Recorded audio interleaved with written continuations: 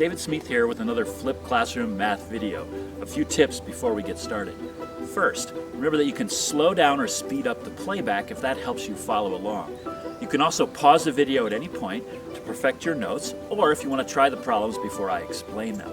Lastly, remember that you could turn on the captions and read my words going along the bottom of your screen. Today's topic, conditional probability using tables and grids. So if you remember the last one we used a Venn diagram, now we're going to go into this using some tables and grids. So I've got a table already out here explaining a situation, and what we're tracking here is how much people spent.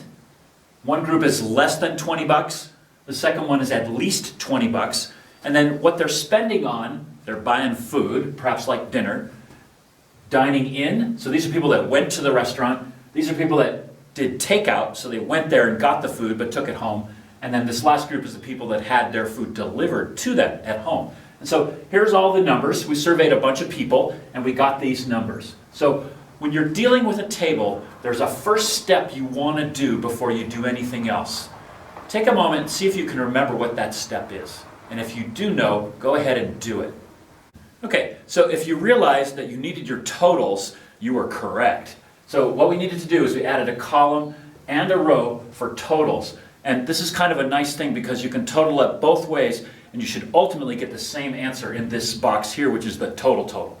So I totaled up my rows. So 38 people spent less than $20. They did it on 3 different categories, but together as a group, 38 people spent less than 20, and by the same token, we have 59 people who spent 20 bucks or more, which is at least 20. Now we can look at the columns. We have 43 people dined in, went to the restaurant, 32 people did takeout, and then finally 22 people had their food delivered to them.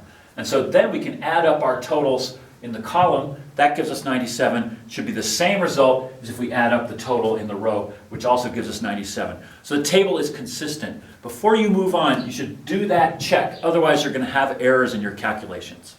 Okay, let's do some problems. I put 3 problems up here. You can pause the video at any point before I get started explaining and see if you can get them.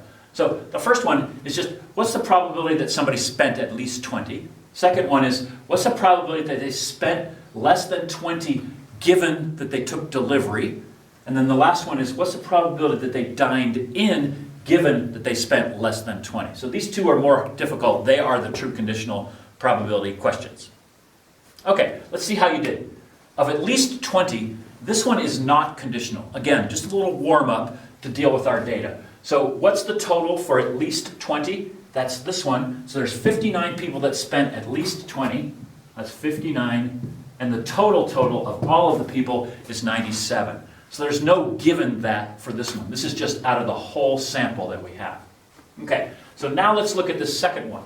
What's the probability they spent less than 20 given delivery? So we need to figure out what the bottom of our fraction is going to be because it's not 97.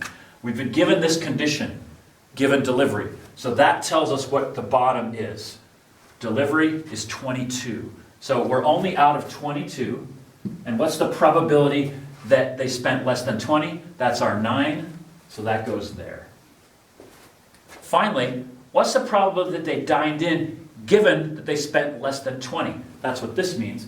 So we need the total for less than 20, and that is here. So the 38 goes on the bottom, and the dined in, given less than 20, is just 12. Now you should be comfortable turning all of these fractions into decimals and percentages, and pay attention to homework or test questions because often they will give you clues as to what form they want the answer in. Okay, let's do an example with a grid. So here's the problem. Given that at least one die is a 6, what is the probability of rolling a total of 10 with 2 dice? And what would come with this as part of the instruction would be, say, draw a grid illustrating the sample space. So I want you to pause the video and see if you can come up with a good grid that represents the sample space for this problem. Okay, so there's my grid. It's a 6 by 6 grid. I could label this first die, and this one could be second die. That helps us understand what we're doing. So there's a nice grid. Now, what I want you to do, again, pause the video, take a look at the question, and see if you can circle all the dots that represent the sample space. Okay, so given that at least one die is a 6, that means my sample space is all of these. Those are all the outcomes that have at least one die being a 6, including the one here, which is both die being a 6. That's okay, because it didn't say exactly one die is a 6. It said at least one die. So at least means we can have more than one die being a 6. Otherwise, we couldn't circle that dot. Okay, so now I want you to pause the video and circle the outcomes that meet what we're looking for, which is rolling a total of 10. Okay, if you decided to circle the 6, 4 there and the 6, 4 here, you are correct. There's only 2 ways to roll a 10 with this first condition of at least one die being a 6. Okay, so now pause the video and see if you can figure out the probability, the answer to this question. Okay, let's see how you did. I'm going to write this with our notation. So this is probability of 10 total given at least 1 6. I know that's kind of messy, but that's basically saying what we're doing.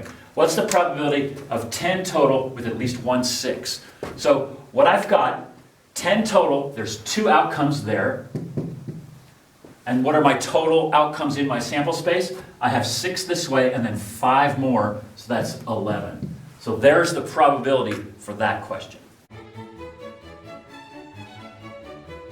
Now that you've finished the video, take a moment to jot down any questions that you have so you can bring them to our next class and get some help. You can also watch the video again to perfect your understanding. If you enjoyed the video, please click the like button down below, and if you'd like to help me grow my YouTube channel, please click subscribe.